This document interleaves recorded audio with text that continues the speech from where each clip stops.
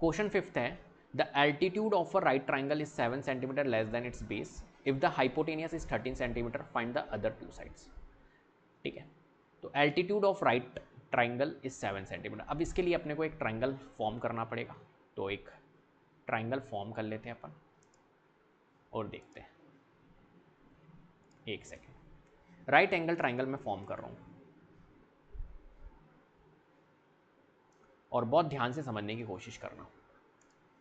ठीक है, देखो ये एक राइट एंगल ट्राइंगल है जिसके अंदर ये आपको पता है ये बेस होता है और ये होती है आपकी परपेंडिकुलर हाइट जिसे हम कहते हैं परपेंडिकुलर, और ये होती है अपनी हाइपोटेनियस। Hypotenuse right. तो इसने कहा द एल्टीट्यूड, एल्टीट्यूड मीन्स होता है परपेंडिकुलरी।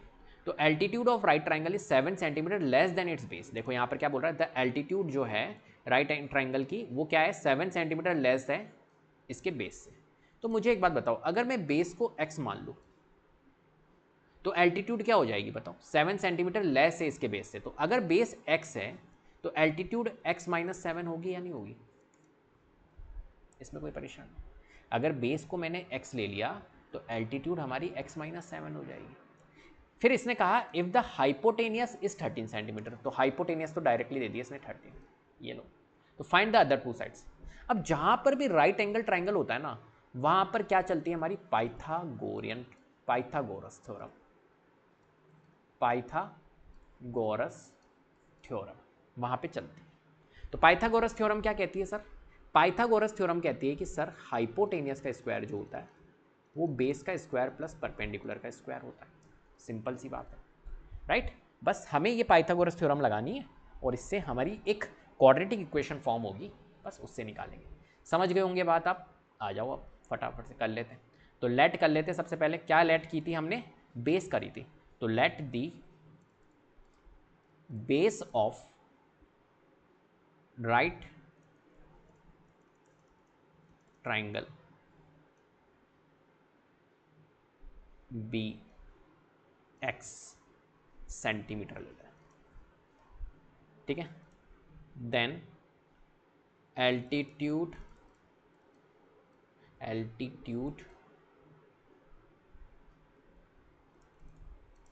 विल बी कितना हो जाएगा, x माइनस 7 सेंटीमीटर।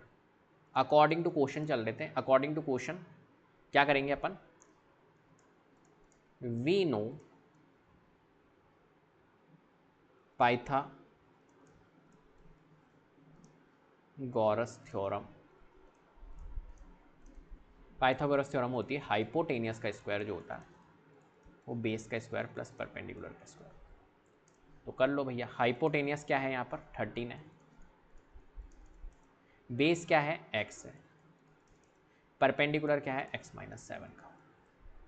तो 13 का स्क्वायर होता है 169, एक्स स्क्वायर x माइनस 7 का होल स्क्वायर अगर ओपन करें तो एक्स स्क्वायर, देखो इसका होल स्क्वायर ओपन करना मैं बताता हूँ यहाँ पर, आपको दिख रहा है क्या, एक मिनट है इतना स्पेस।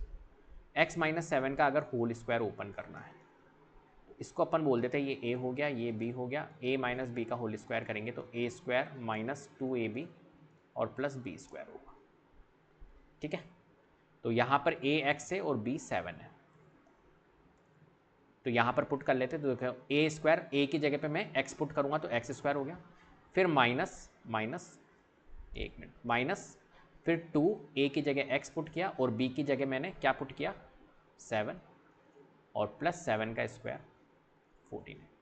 सॉल्व कर लेते हैं इसको, तो x square plus x square minus 7 2 जा 14x और ये हो जाएगा 49 और यहाँ है 169।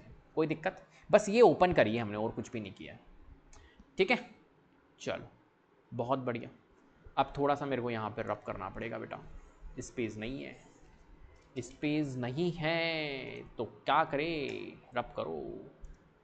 तो यहाँ पर देखो 169 था, x square plus x square 2x square minus 14x और यहाँ हो जाएगा अपना 49। ठीक है, इसको इधर भेज दो तो 169 माइनस 49 और इधर है 2x स्क्वायर माइनस 14x।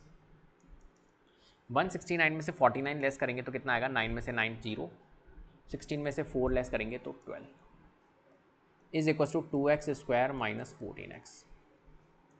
तो 2x² माइनस 14x, इस 120 को भी उधर ले जाओ ताकि फॉर्मेट में आ जाए, प्लस माइनस में चल जाएगा, इज इक्वल टू 0। तो हमारी जो इक्वेशन बनी है वो कितनी बनी है, 2x² माइनस 14x और माइनस 120 इज इक्वल टू 0।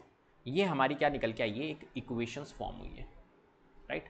अब इक्वेशन फॉर्म होने के बाद में हमें इसके क्वाड्रेंट स्प्लिटिंग करनी है, मिडिल टर्म स्प्लिटिंग करके, है ना। चलो तो इसको कर लेते हैं अपन, यहाँ से हटाते हैं इसको हटाना पड़ेगा। एक मिनट, ये याद रखना, बेस अपन ने क्या लिया था ताकि अपने को पता रहे, बेस अपन ने लिया था x और जो एल्टीट्यूड आई थी वो आई थी अपनी x माइनस 7, ठीक है। इसको हटा देते हैं। तो हमारे पास में जो इक्वेशन आई है वो क्या आई है, 2x² माइनस का 14x minus 120 is equal to 0।